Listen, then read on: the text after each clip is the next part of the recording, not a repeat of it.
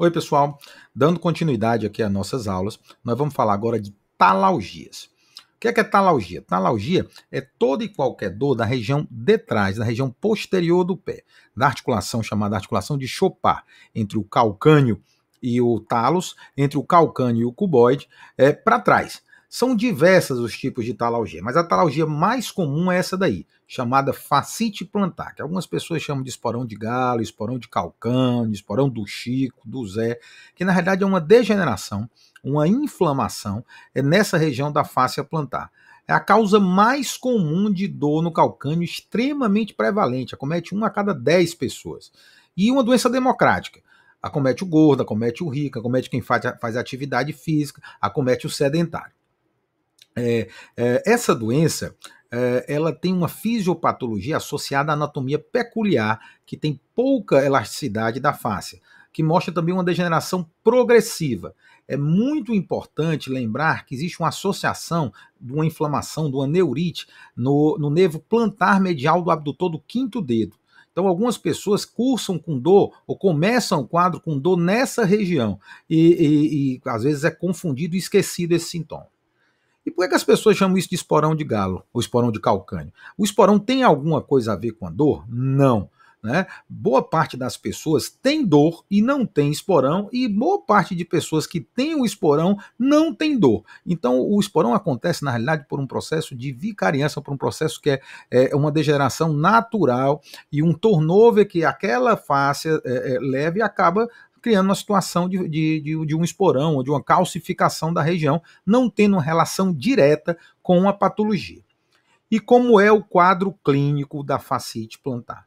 A fascite plantar inicia-se com uma dor na região medial do calcâneo, onde tem esse pontinho vermelho aí, às vezes na região central do calcâneo, esse pontinho amarelo, e também comum nessa região laranja, na região que por toda a extensão da fáscia plantar.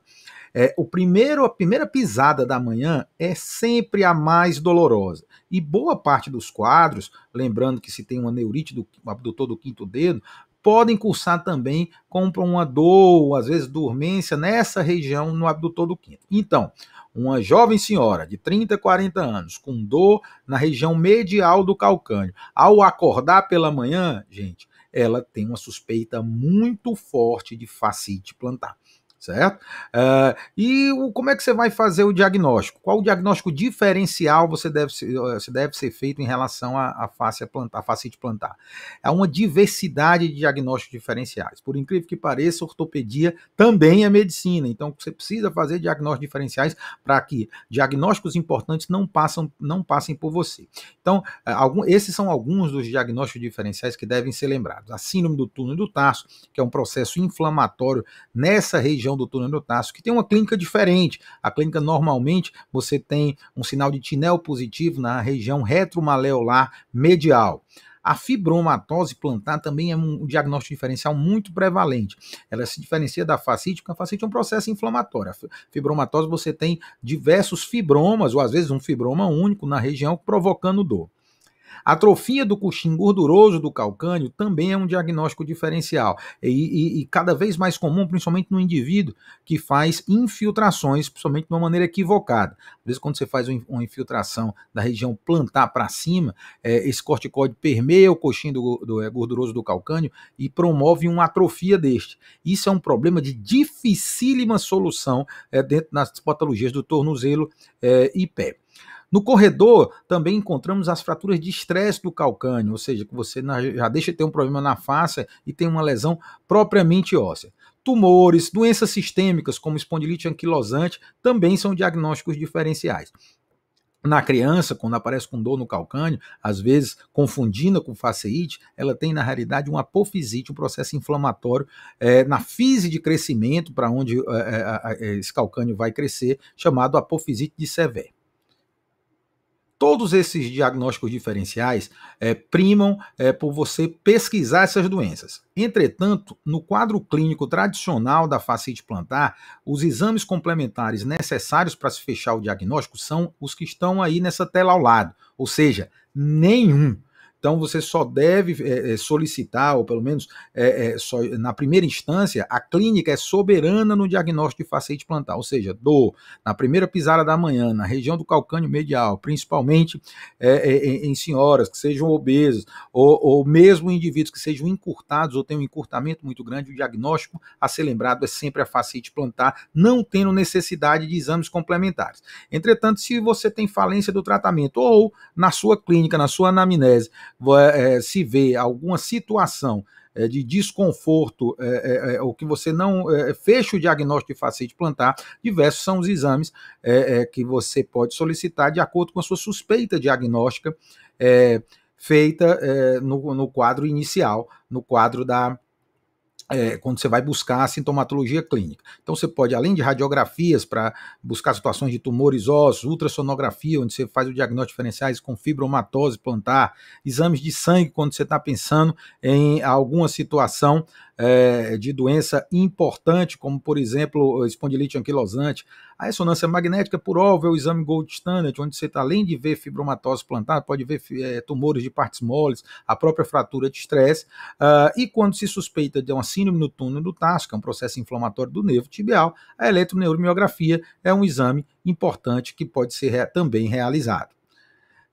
E uma vez com o fascite plantar, o que é que se deve fazer? Foram muitos ou são muitos os tratamentos descritos na literatura. Entretanto, se sabe que 90% dos casos de fascite plantar ficam boas com tratamento exclusivamente conservador, sem necessidade de nenhum tipo de intervenção cirúrgica. Como é que é esse tratamento conservador? Principalmente quando você está nos primeiros meses de fascite plantar. O tratamento conservador consiste em uma coisa, gente, é muito importante que vocês, enquanto clínicos, enquanto generalistas, instruam seus pacientes a fazer o alongamento dessa cadeia, da cadeia posterior. Então, quando você está diante um quadro de uma pessoa com dor na região medial do calcâneo, que principalmente na primeira pisada da manhã, você deve orientá-la a fazer um alongamento que pode ser por volta de 10 segundos, 10 vezes, com o joelho esticado, com o tronco a 90 graus dessa região, promovendo uma dorsiflexão do pé. Pode ser com toalha, com cinto, nada de rebusco. Não há necessidade de grandes tratamentos. Imagine vocês no interior, assim que terminarem suas faculdades aí, no interior que tem uma dificuldade de ortopedista ou a dificuldade mesmo de tratamento fisioterápico, que as pessoas não têm acessibilidade a esse método, você não vai deixar 8 meses, 9 meses, até que ela procure um ortopedista sem instruir esse tipo de tratamento. Ou seja, se ela tem fascite plantar, oriente esse alongamento que você resolverá, em boa parte dos casos, a situação da fascite plantar. Isso pode ser associado ou não, por óbvio, depende da disponibilidade da pessoa a essas situações aqui, que isso aqui é um tipo de órtese que chama night splint, que faz com que esse alongamento permaneça nos períodos noturnos. Isso também pode promover alguma situação ou algum grau de melhora. Apenas depois de 3 meses é que você deve começar o processo de investigação mais profundo. Quando você tem mais de 3 meses de doença, alongando o indivíduo sem possibilidades ou sem melhora efetiva da doença. E nesse momento, é o momento que você deve buscar o diagnóstico de precisão. Em o diagnóstico que você realizou for a manutenção do diagnóstico de fascite plantar, o alongamento continua sendo indicado, até pelo menos o período em torno de 9 meses, de 6 a 9 meses de tentativa de alongamentos, que você, aí sim, está indicado uma intervenção um pouco mais intensa, como, por exemplo, o tratamento cirúrgico. Então, qual que é esse tratamento cirúrgico? Consiste em nada mais, nada menos do que efetivamente você alongar só que dessa vez cirurgicamente esse indivíduo. Então, como é que você vai alongar essa cadeia, a chamada cadeia posterior? Então, você tem 2 formas de fazer. Na forma aqui, na janela um pouco mais próxima de mim, você tem uma fasciotomia, que é uma abertura da fáscia plantar. Essa abertura da fáscia plantar vai promover esse alongamento de uma maneira cirúrgica e ao lado dela é um alongamento que está sendo feito na região da panturrilha, né? Que você faz um corte na região muscular, já na região músculo-tendinosa, para promover esse alongamento. Óbvio, essas intervenções são situações de absoluta exceção dentro do tratamento cirúrgico. Pra você tem ideia, certamente a fascite plantar é um dos motivos mais comuns das pessoas me procurarem no meu consultório, e o número de cirurgias que eu tenho que fazer por conta disso é um número pequeno.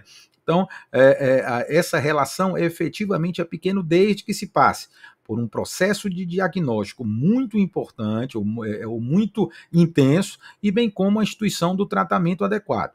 Além disso, repito, a atuação do generalista faz com que diminua a quantidade ou a incidência de pessoas que precisem vir em serviços terciários ou quaternários dentro do sistema público de saúde por conta dessa situação da fascite plantar. Então, alongar, fazer com que essas pessoas mantenham esse alongamento é importante. Algumas coisas se podem fazer ou podem ser feitas para também melhorar um pouco o conforto desses indivíduos quando estão quando está no processo de tratamento.